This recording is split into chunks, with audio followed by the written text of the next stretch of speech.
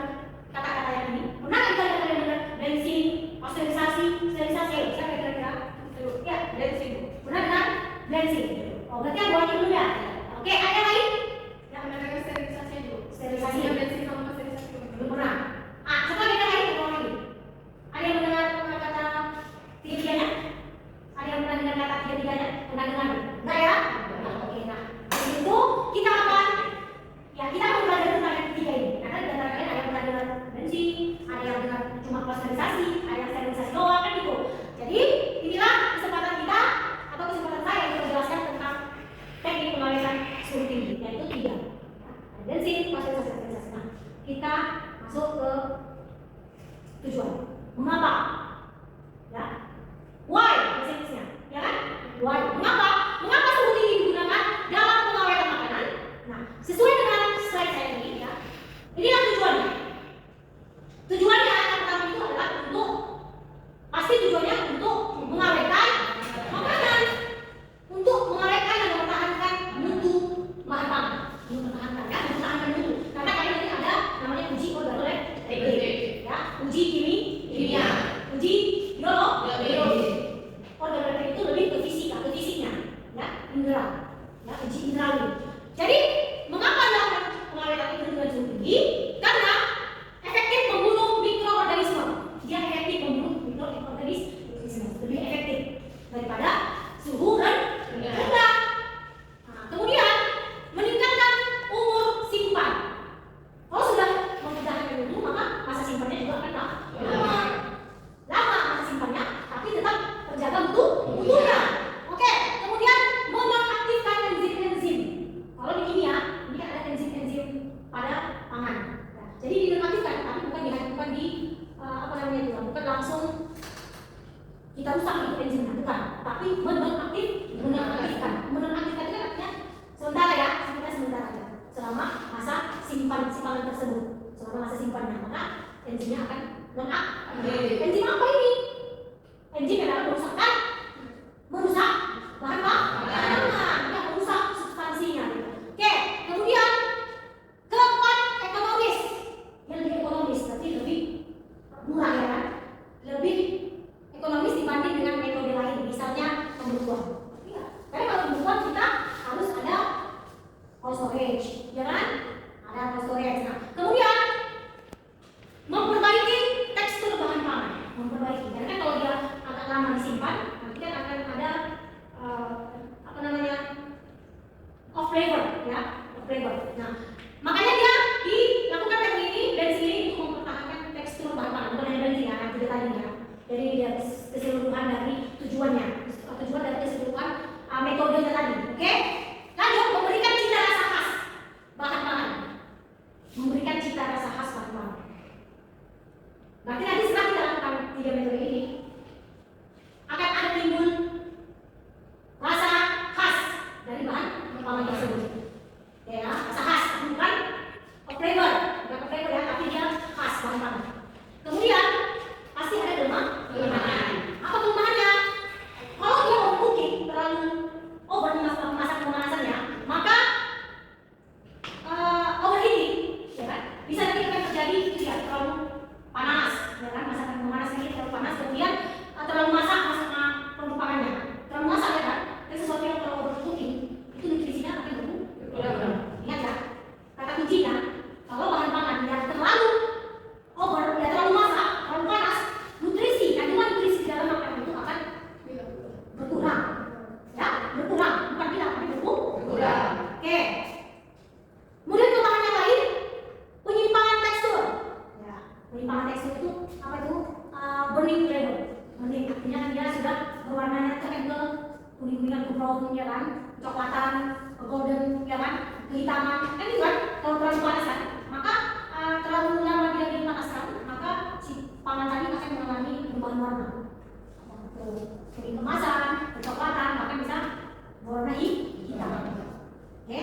Nah, kelemahannya penurunan nilai nutrisi tadi. Penurunan nilai nutrisi, bukan menghilangkan ya, kan mengalami penurunan karena dia terlalu overcooking atau terlalu overeating. Terlalu masak, terlalu panas, ya kan? Maka akan mengurangi nilai nutrisi pada pangan tersebut. Oke?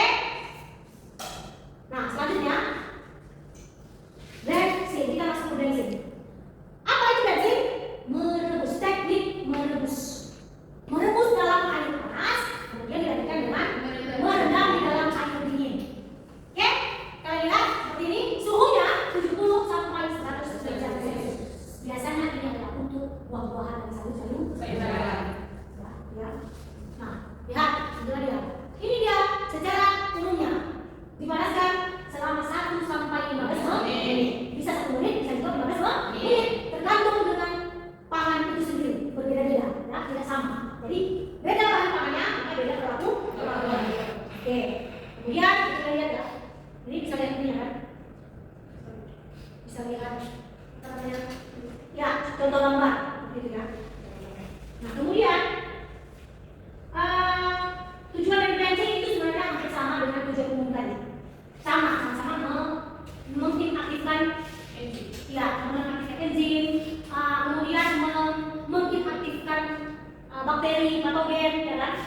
Nah kemudian apalagi menghilangkan substansi yang tidak diinginkan, misalnya off flavor yang saya katakan tadi pada pangan. Ya, baru meningkatkan warna alami pangan, meningkatkan warna alami warna. Itu misalnya apa? Itu sayur apa? Brokoli. Sayur brokoli ada dua kan? Ada dua sini saya tunjukkan. Yang satu warnanya hijau, hijau cantik ya, hijau segar. Yang satu lagi Hijau pucat. hijau pucat. Yang sudah kelihatan itu mengalami penurunan nilai mutu. Maka kalau sudah warnanya begitu, maka akan juga tercium aroma yang tidak enak, ya, aroma yang bau seperti itu.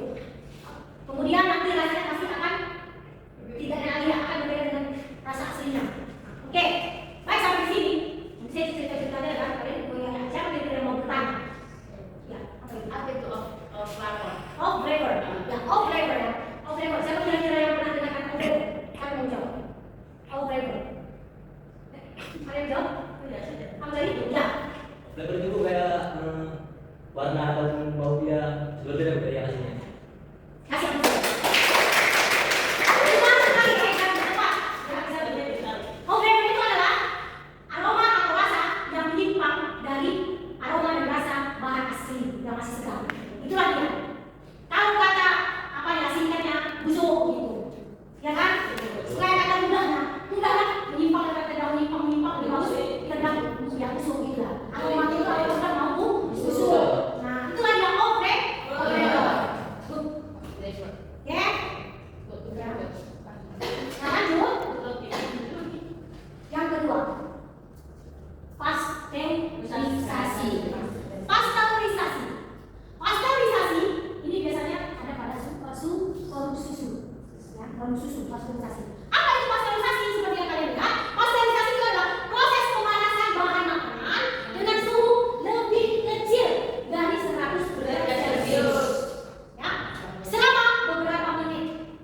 Tuh. Boleh ada dua, ya ada dua.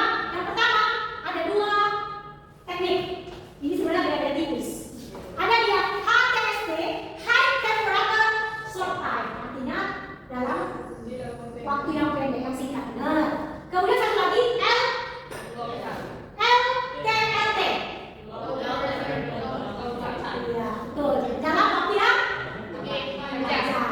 Dalam waktu yang lebih lama. Sebenarnya hanya beda sedikit aja. 15 detik dengan 30 menit. Kalau yang satu yang HTST tadi, ya, dia hanya 15 detik. Berapa menit? Seperempat.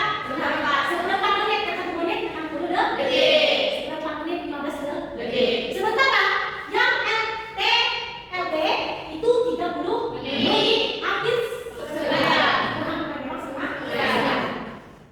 Coba lihat temperaturnya. Sama? Kalau yang HTST nya 72 derajat Celcius. Kalau yang LTLT 63 derajat Celcius. Oke. Apa lagi bedanya? Yang kedua ini nilai gizi lebih baik. Ya, yang sebelah sini nilai gizi lebih baik. Kenapa? Apa yang di sini? Ya, kalau yang sebelah sini LTLT kan lebih bagus dengan yang ini, yang HTST ini kan lebih bagus. Iya, karena proses pemanasannya lebih singkat. Karena kan yang semakin lama dan semakin tinggi suhu yang digunakan, semakin lama itu kan suhunya tinggi, tapi waktunya sebentar. Kalau yang sana LTLT suhunya agak lebih rendah, tapi waktunya lama sampai 30 menit setengah jam. Maka bisa menurunkan nutrisi dari pangan. Paham ya? Paham sih ya? Oke. Nah, kemudian apa bedanya? Proses biasa digunakan dalam pasteurisasi kontinu itu berkelanjutan ya, berkelanjutan. Kalau yang LTLT yang kedua biasa digunakan dalam pasteurisasi batch itu berarti bertahap. Kalau ini kan berkelanjutan dia, karena dia hanya sebentar digunakan, sebentar pemanasannya. Ini kan untuk mempertahankan supaya lama, berkelanjutan dong kan gitu kan? Oke.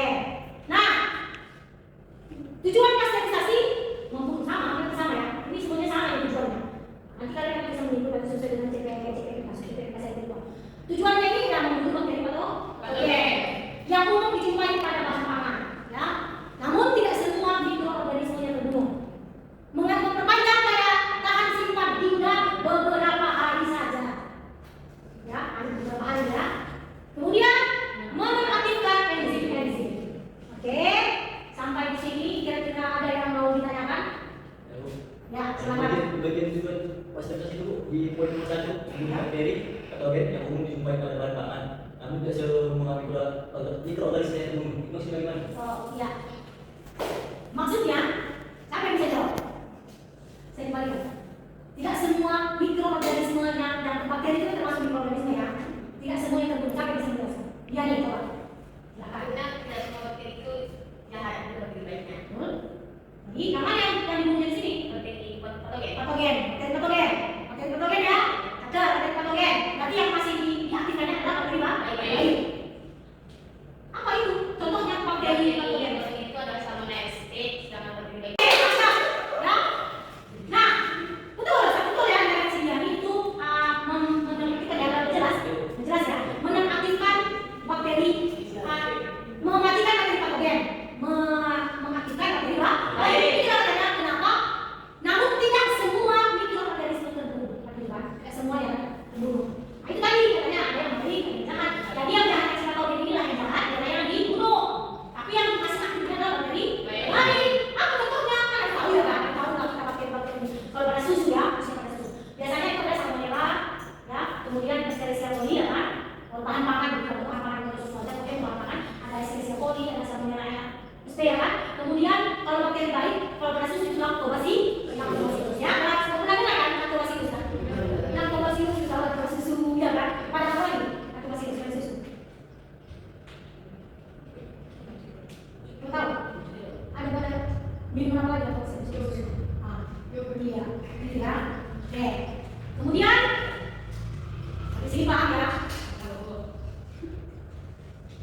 Masuk kita ke sterilisasi. Tadi siapa yang mengenai sterilisasi?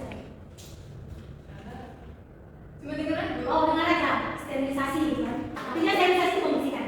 Ya, oke. Nah, proses sterilisasi ini biasanya pada makanan atau minuman yang berbentuk kemasan kaleng. Betul, kaleng. Nah, kita lihat ada contoh saya kasih. Ya, saya kasih pada minuman apa itu? Beer brand. Bisa kenali susu? Ya, kaleng dan hati ya. Oke. Jadi sterilisasi ini proses pemanasan bahan makanan dengan suhu 100 selama 15 menit. Ingat ya, menit dan ingat. Karena ini ada prosedurnya, ini prosedur kan 15 menit. Ya, 15 menit, jangan sampai 1 jam. Karena ini 15 menit disuruhnya. Cuma 15 menit, sekitar 4 jam. Nah, ini tadi ya. Selain susu, ada nggak suatu lain yang mereka proses sterilisasi? Kalau ke bedah? Ya, apa? Ya, ikan sarden. Benar sekali, ikan sarden. Jadi ikan sarden itulah mengalami atau dilakukan proses sterilisasi. Sterilisasi ini fungsinya untuk komersil. Komersil itu apa? Untuk jual? Iya, untuk jualan. Tahu jualan? Ya, komersil ya, jualan ya. Dipasarkan, didistribusikan di market-market apa, di tradisional, balik tradisional, atau modern ya, pasar tradisional dan modern. Makanya dilakukan ini karena akan masa simpannya pasti lah lama. Makanya di proses ini. Sterilisasi tadi pada suhu 100 derajat Celcius. Ini paling tinggi dari ketiganya atau yang ada? Nah, ini adalah suhu yang tertinggi dari di antara ketiga, ya, antara ketiga teknik pengaliran suhu tinggi ya. Jadi ini yang paling tinggi suhunya. Karena apa ini tujuan utamanya?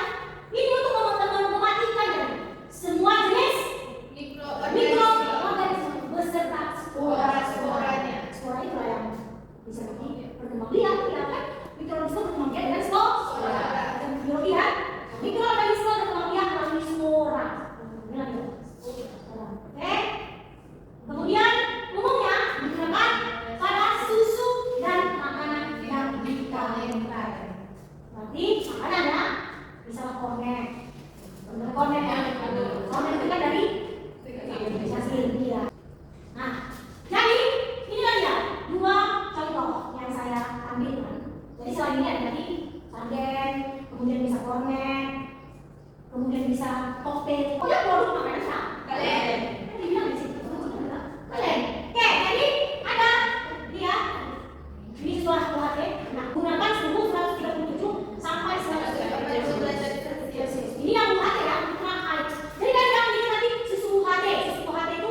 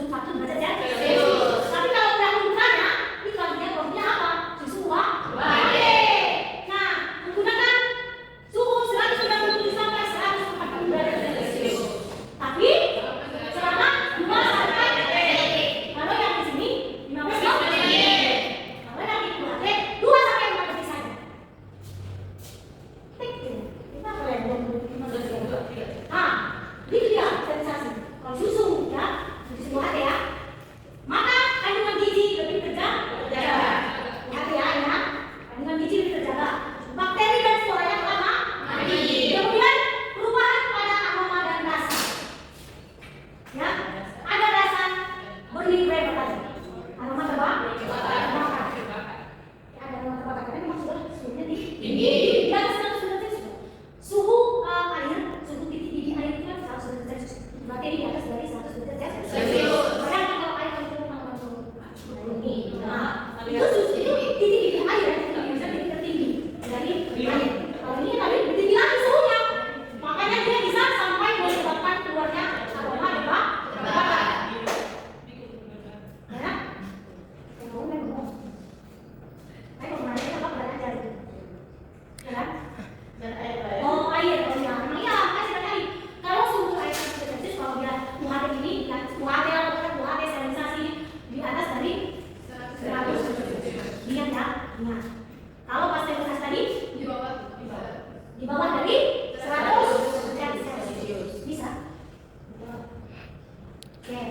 Jadi dari sini ada pertanyaan. Nah, kalau yang selanjutnya tadi ada pembahasan lagi bisa disimpan di suhu. Suhu ruangan berapa? Suhunya 20 derajat sampai 25 derajat Celcius. Oke, dari sini ada pertanyaan. Dari sterilisasi ada pertanyaan. Pas? Oke. Sebagai bentuk penilaian untuk materi kita pada pertemuan kali ini, silakan kalian kerjakan beberapa soal esai berikut ini. Ya, nah ini tugas individu ya, bukan tugas kelompok. Nah, nanti di depan kalian serahkan jawabannya.